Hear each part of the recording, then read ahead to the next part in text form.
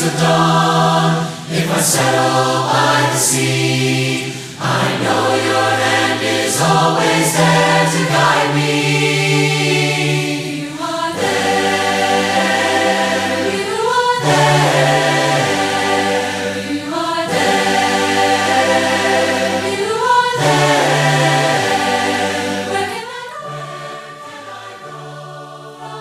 from your presence? When trouble is in my way, you're already there. You will not go from my presence. Before a word of mine is said, if in the depths I lay my head, in the shadow of your wings you're there to hide me. You are there, you are there, you are there, you are there, you are there, you are there, you are there, you are there.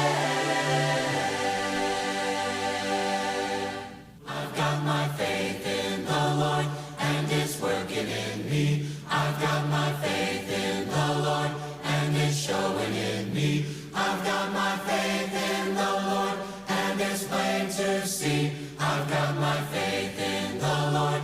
I'm so glad I've got my faith in the Lord. I've got the love of the Lord. I've got the love of the Lord, and it's working in me. I've got the love of the Lord, and it's showing in me. I've got the love of the Lord, and it's plain to see.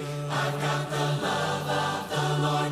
I'm so glad I've got the love of the Lord. I've got the joy of the Lord. I've got the joy of the Lord, and it's working in me. I've got the joy of the Lord, and it's showing in me. I've got the joy of the Lord, and it's plain to see. I've got the joy of the Lord. I'm so glad I've got the joy of the Lord. I've got the joy of the Lord. I've got the joy of the Lord, and it's working in me. I've got the joy of the Lord, and it's showing in me. I've got the joy of the Lord, and it's plain to see. I've got the joy of the Lord. I'm so glad I've got the joy of the Lord. I've got my faith in the Lord. I've got my faith in the Lord, and it's working in me. I've got my faith in the Lord, and it's showing in me. I've got my faith in the Lord, and it's plain to see. I've got my faith in the Lord. I'm so glad I've got my faith in the Lord. I've got the love of the Lord. I've got the love of the Lord, and it's working in me. I've got the love of the Lord, and it's showing in me. I've got the love of the Lord, and it's plain to see. I've got the love of the Lord. I'm so glad I've got the love of the Lord. I've got the joy of the Lord. I've got the joy of the Lord, and it's working in me. I've got the joy of the Lord, and it's showing in me. I've got the joy of the Lord, and it's plain to see. I've got the joy of the Lord. I'm so glad I've got the joy of the Lord. I've got the joy of the Lord. I've got the joy of the Lord. I've got the joy of the Lord. I've got the joy of the Lord. I've got the joy of the Lord. I've got the joy of the Lord. I heard the voice of Jesus say, "Come unto me and rest. Lay down thy weary one, lay down thy head upon my breast."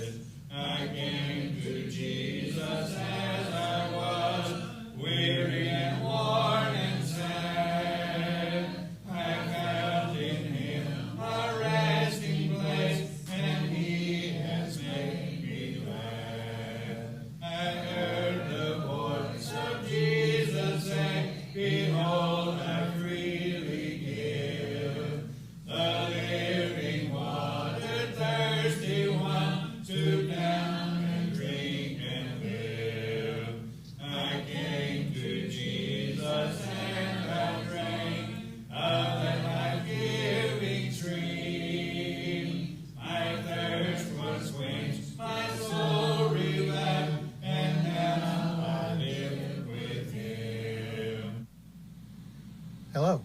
Welcome to our Bible study.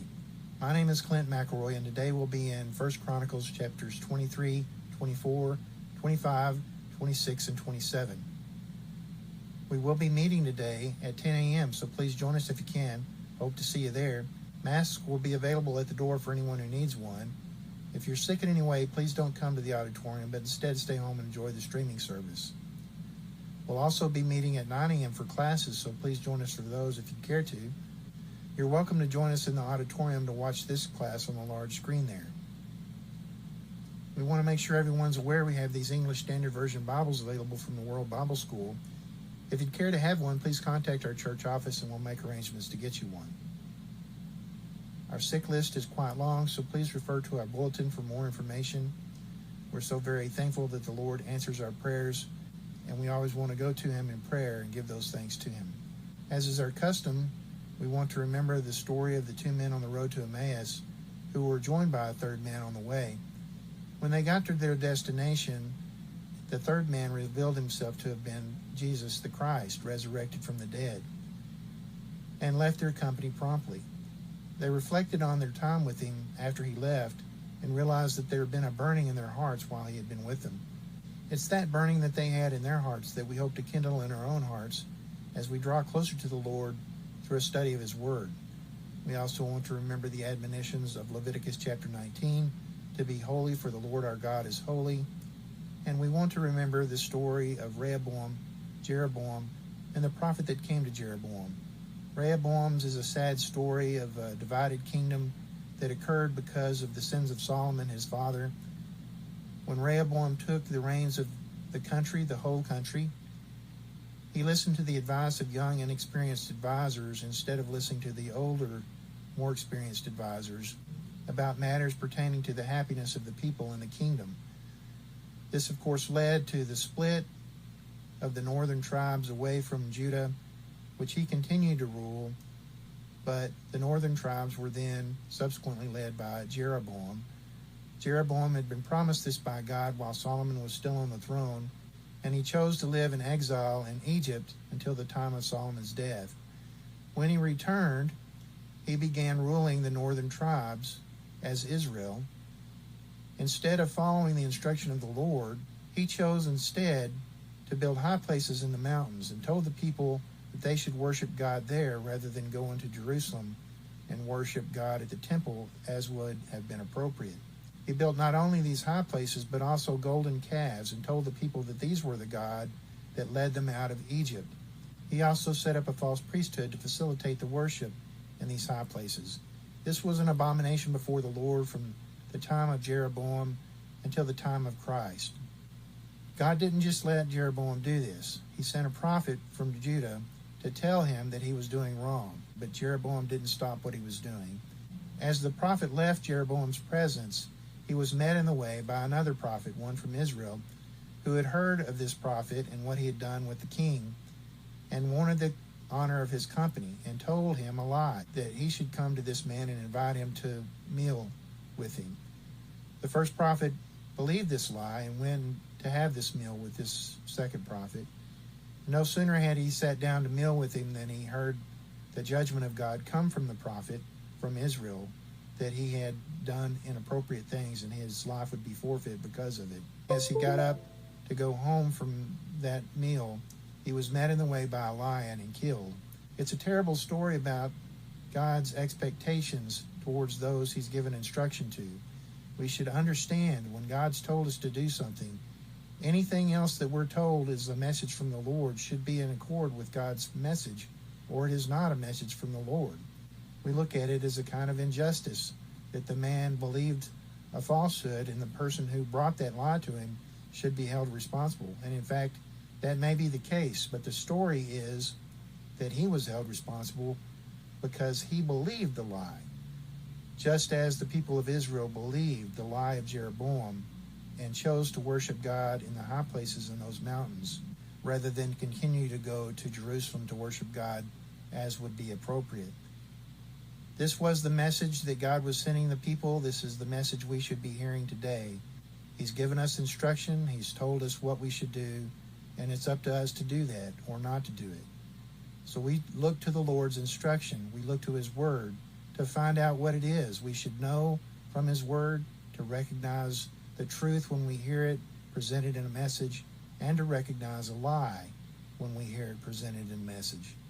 We also know from the Lord's word what we should do about those things, the way we should behave ourselves before the Lord. So I hope you will join me now as we enter into this study, that you will find some encouragement in these last words about the life of David as recorded in 1 Chronicles, and that you will benefit from them. A brief word about how we'll approach the study today. There are several chapters here we'll be looking at. We won't read them all. I'm going to read a short passage out of chapter 23, and then we'll start our discussion about the review from last week and continue on into the materials in chapters 23, 24, 25, 26, and 27. We, of course, will pass over these quickly. Most of it is names, but we want to look at why the names are recorded here and what purpose these things serve.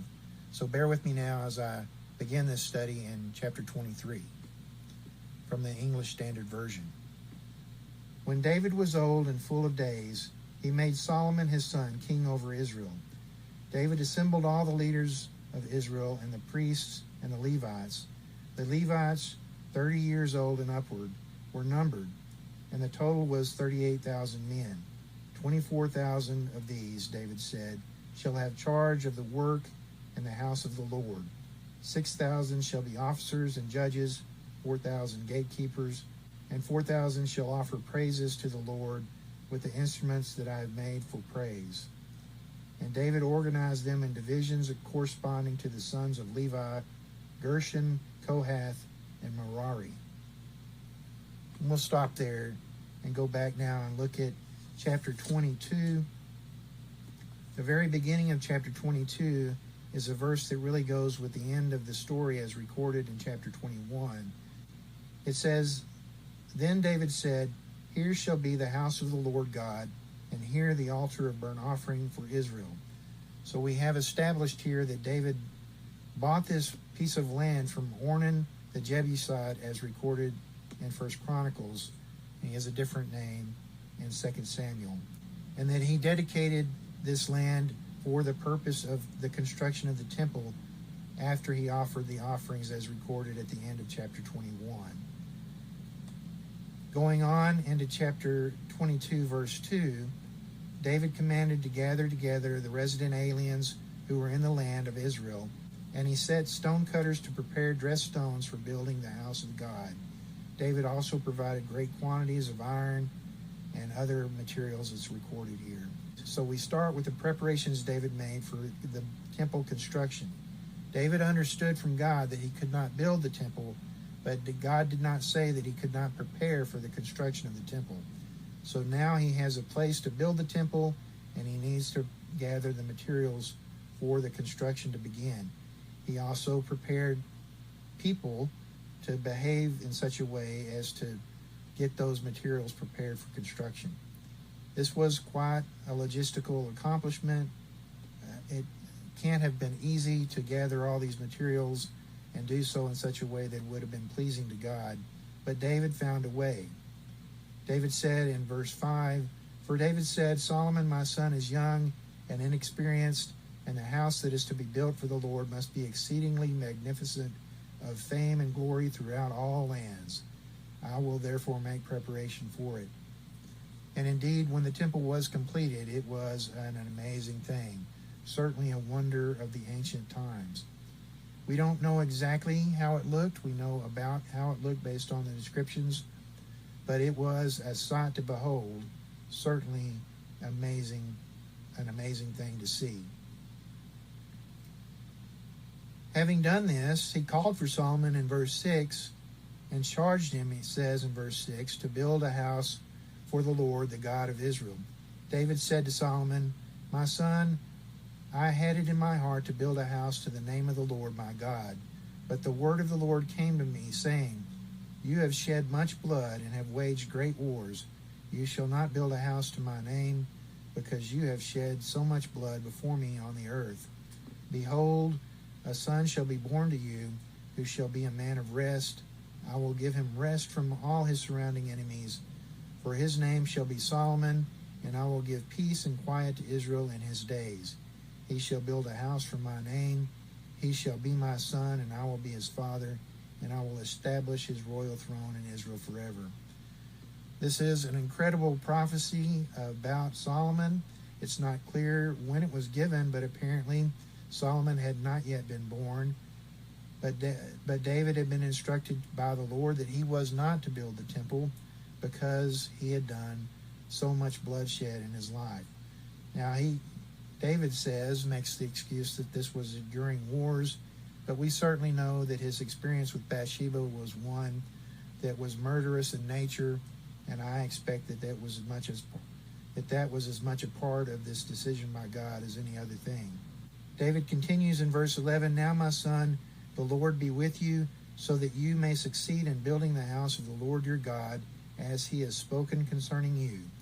Only may the Lord grant you discretion and understanding, that when he gives you charge over Israel, you may keep the law of the Lord your God. Then you will prosper if you are careful to observe the statutes and the rules that the Lord commanded Moses for Israel. Be strong and courageous. Fear not, do not be dismayed. With great pains I have provided for the house of the Lord. And he again describes the materials that he's already amassed by the time he talks to Solomon here, which were quite considerable. He continues, To these you must add, you have an abundance of workmen, stone cutters, masons, carpenters, and all kinds of craftsmen without number, skilled in working gold, silver, bronze, and iron. Arise and work, the Lord be with you. So this was his charge to Solomon. He continues in verse 17 and 18, commanding the leaders of Israel to help Solomon. In verse 17, Is not the Lord your God with you? And has he not given you peace on every side? For he has delivered the inhabitants of the land into my hand, and the land is subdued before the Lord and his people. Now set your mind and heart to seek the Lord your God. Arise and build the sanctuary of the Lord God, so that the ark of the covenant of the Lord and the holy vessels of God may be brought into a house built for the name of the Lord. So he's given them charge. He expects them to continue this forth under the direction of Solomon as king. Now, Solomon was made king here before David's death. He would again be affirmed as David's successor. So we have maybe in David's mind a shortcut for getting started. I don't think any actual construction on the temple proper began until his death. But we see certainly David was giving orders and making charges to the people involved who would be carrying out this construction before he had passed. I think this is why we see at the beginning of chapter 23 that David makes Solomon his son king over Israel before his days were complete. So David made Solomon the successor. Of course, we see this later to be part of yet another minor rebellion among the sons of David. But Solomon takes over the throne at this point on a technicality. David is still alive, and so he still had expectations that these orders that he set forth in chapter 22 would be followed as Solomon was made king over Israel here. But we see later on, after David's death, that Solomon was affirmed as king yet again. So, yeah, that's at the end of chapter 29. Solomon is affirmed a second time as king over Israel in chapter 29, verse 22. So anyway, that said, we see David is not done in his activities, even though Solomon has been made king over Israel. David sets in order the leaders of the families of the Levites as leaders of the priesthood.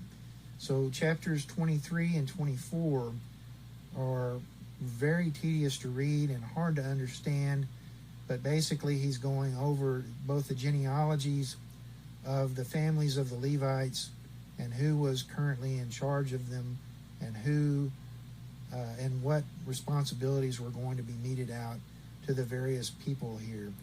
And I believe this is in accord with the charge that he's given in chapter 23, verse 4, of the numbers of men who would be in charge of the various activities. So we see these activities of the temple have to be carried out just as they had been carried out in the tabernacle. But the other responsibilities of the government and the keeping of the temple would be handled by these men as designated in verse 4 and 5 of chapter 23. Many of these were handed out by lot.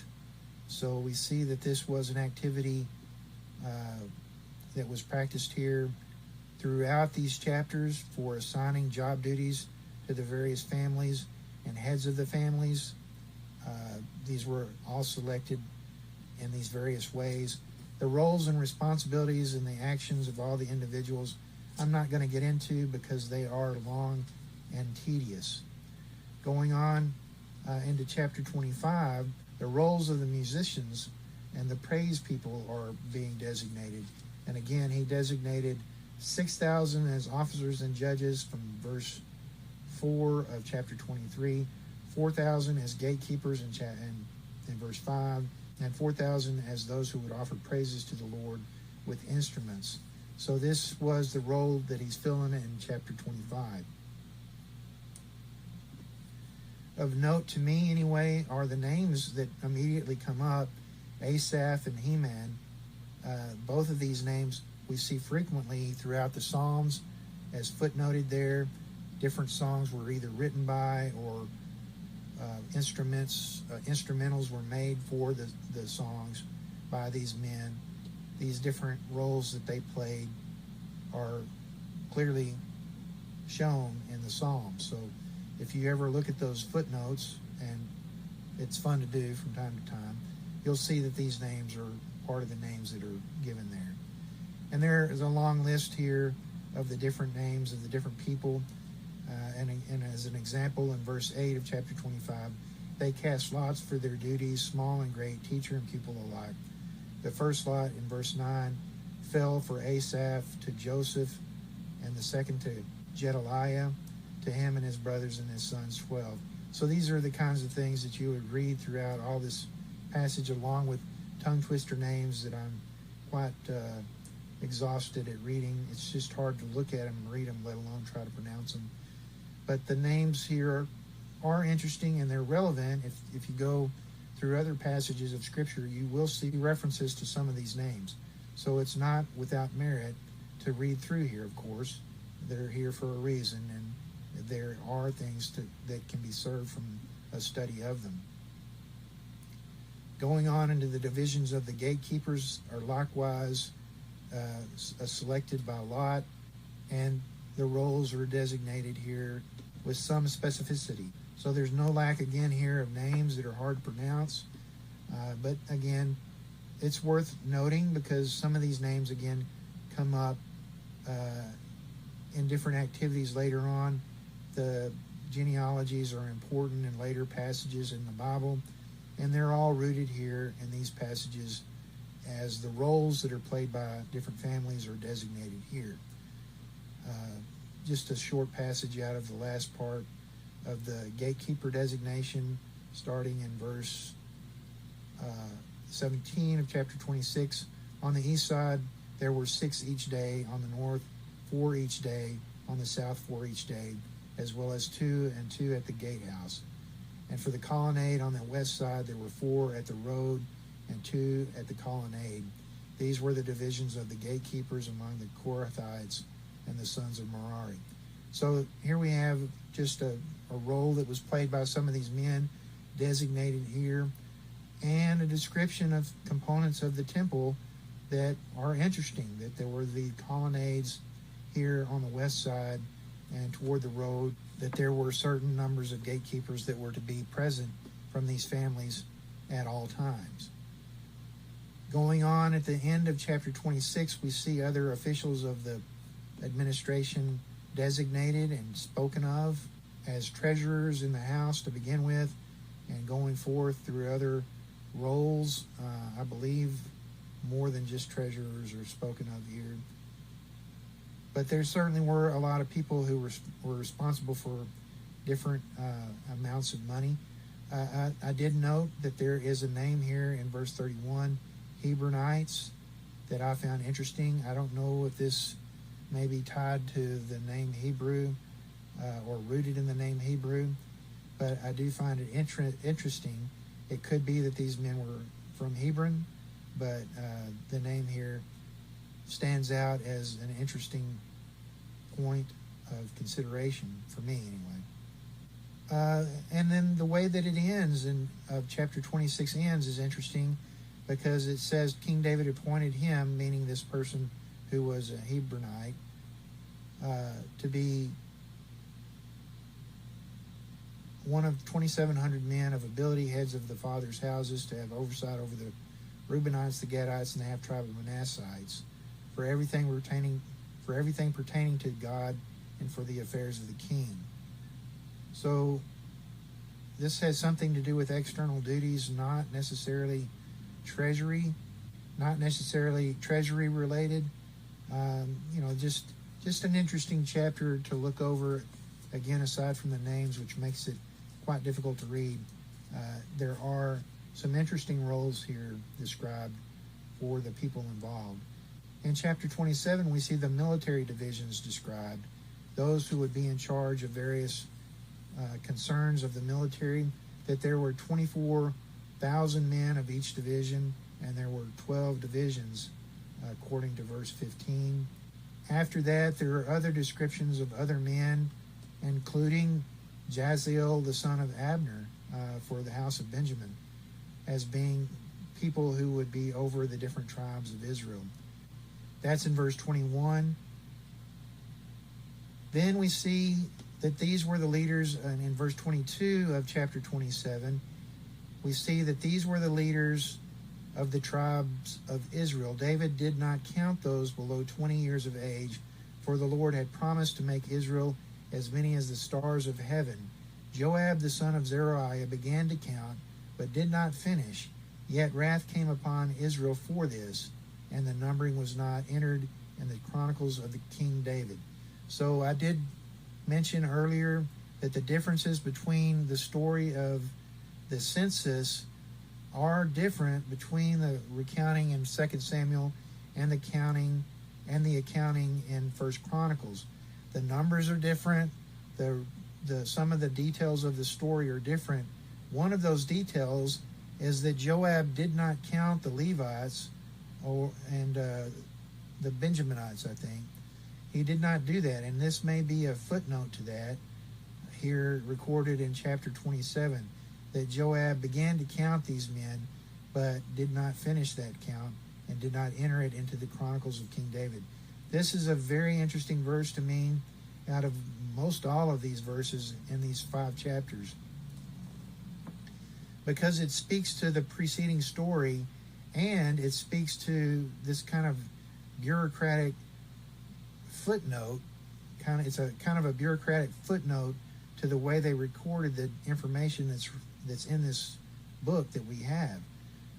This is very interesting to me. Probably not of any interest to anybody else, but I find that a very interesting thing. Then it lists out some more people through of David's administration, including these men at the very end of chapter 27. It says Ahithophel was the king's counselor, and Hushai the Archite was the king's friend. Ahithophel was succeeded by Jehoiada, the son of Benaiah, and Abiathar. Joab was commander of the king's army. So we know that Ahithophel, again, killed himself because of the rebellion, and this is one of the few mentions of anything about that in 1 Chronicles. So we don't have a lot of information about any of the rebellions against David recorded in 1 Chronicles, but here Ahithophel is called out and his successor is called out. So these are the things that are recorded here in chapters 23, 24, 25, 26, and 27. A lot of kind of bureaucratic information, a lot of detailed information about how the order of behavior would be for the Levites going forward. This was going to be a change from the way things were handled by default with the tabernacle. Now these roles would be shared among even greater numbers of people, and there were more roles, but there were still more people than there were roles to fill. So there were a limited number of people given responsibilities over each thing. And this all comes into play later when you read about the different family divisions of the Levites, including John the Baptist, as Scott's been bringing out in his study of John the Baptist over the past few weeks on Wednesday nights.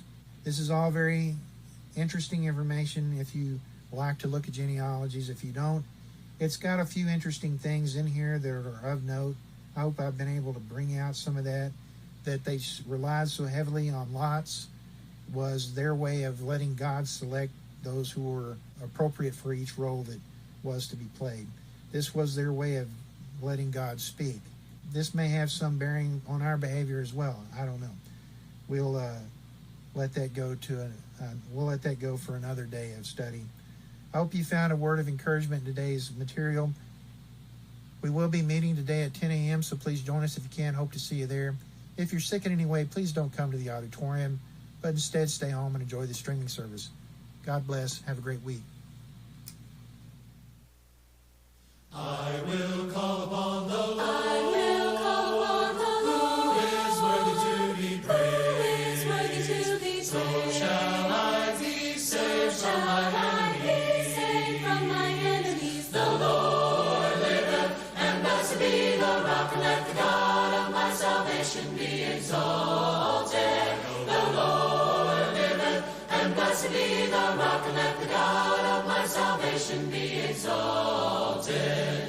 Jesus Christ, He died for me. Jesus Christ, He died for me. And He took away my sin. He took away my sin. I will live with Him for eternity. I know the Lord liveth, and blessed be the rock, and let the God of my salvation be exalted. I know the Lord liveth, and blessed be the rock, and let the God of my salvation be exalted. I know the Lord liveth, and blessed be the rock, and let the God of my salvation be exalted. The Lord liveth, and blessed be the rock, and let the God of my salvation be exalted.